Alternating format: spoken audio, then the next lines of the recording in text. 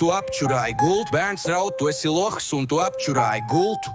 Bet Raimond, kāpēc tu taču apčurāji gultu? Bija savs palaks, Raimond, kāpēc tu apčurāji gultu?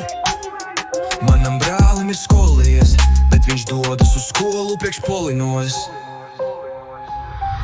Viņš cīnās ar dzīvi kā tanks, kamēr tu Raimond esi slapišs kā stūps pankūkas panda. Es ierakstu mūziku kā Raimonds Pauls, bet čurāju gultā kā Raimonds Caurs. Tavs matracis mir, tas nav par maz, tava mama tagad gulē pa diagonāli.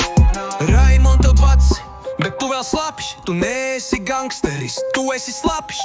Tik daudz urien kā basainā, tu naktī čurā kā hokejs pret vainā. Draugi tevi sauc vairs ne pēc vārda, tagad tu esi apčurātājs panda. Raimond, kāpēc tu apčurāji gultu? Raimond, kāpēc tu apčurāji gultu?